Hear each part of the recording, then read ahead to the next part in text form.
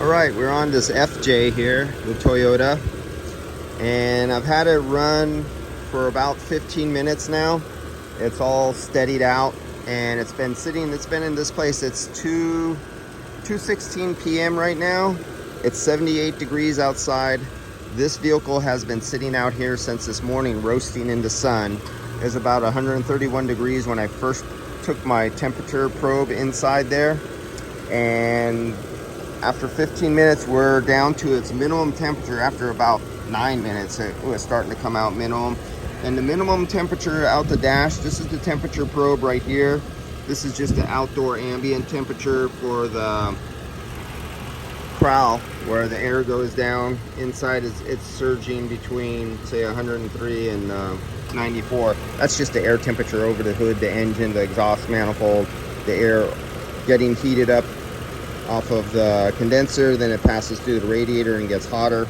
That's what that is. But this is inside the cab. It goes down to 39 degrees, and then it cycles out the clutch, and the clutch cycles out, and the clutch kicks back in at about 45 degrees.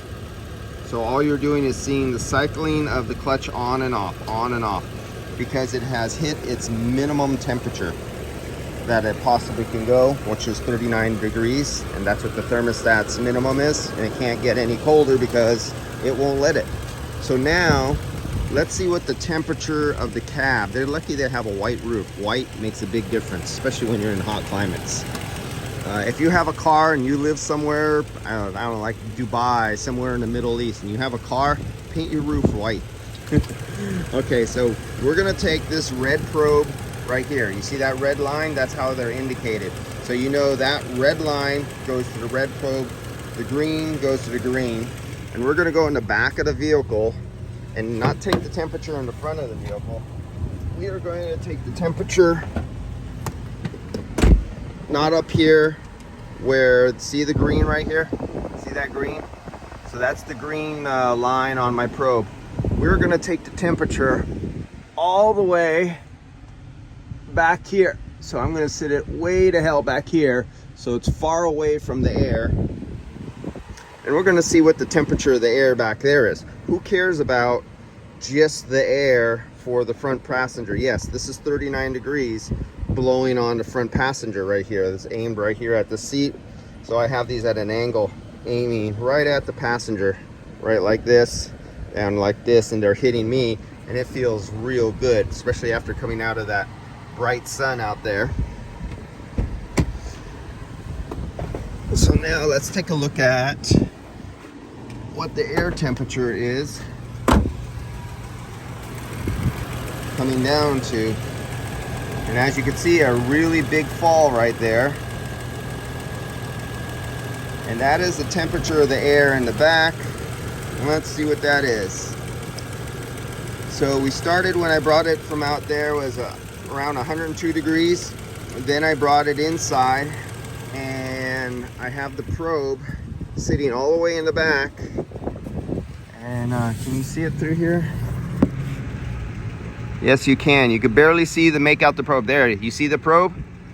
So that probe is taking the air temperature out here, and there is no rear air conditioning. That is the air from the front cooling down the entire cab while it sits in the up. And it's not even going down the highway with air flowing over the condenser. It's just sitting, baking here in the sun.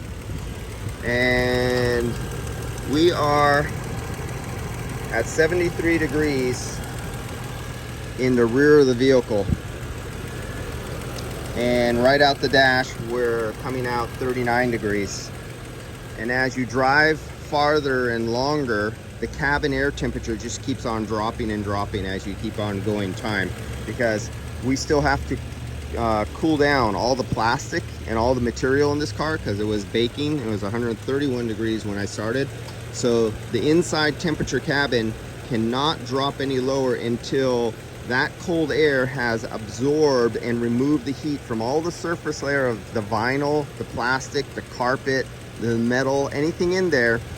The heat has to be extracted from it first, returned to the evaporator, extracted out of the vehicle, more cold air goes in until it finds the equilibrium between where the heat going, or the heat being extracted cannot come out faster than the heat being absorbed through the windows and the radiant heat being generated from the sun striking things like the black hot dash, and that creates heat and puts it back into the vehicle. So you have this fight going on between how fast heat can absorb through the windows and how fast radiant heat could come through the window, strike an object and heat it up.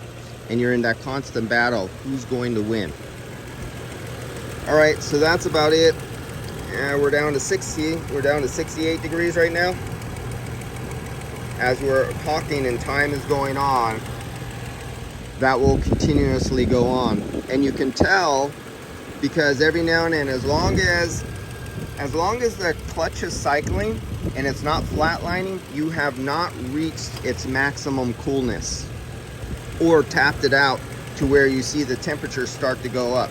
So if we ever see this temperature go to the point where it hits 40 degrees, but it cannot hit 39 degrees, it'll just flatline and stay at 40 degrees, and the clutch will stop cycling. You will not see that on and off and off. So if we keep radiating more radiant heat into there and higher external air temperatures that are absorbing through the metal and the body of the car, you'll finally hit an equilibrium where you can no longer satisfy the thermostat's minimum point. And then it'll just hit like 40 degrees and it can't go any lower, and so it won't hit the thermostat's minimum set point of that thermistor, and it'll just flatline and just stay there. All right, guys, I will see you. We will call this it. It's 6 minutes into this thing, and we still keep on going down. See you guys.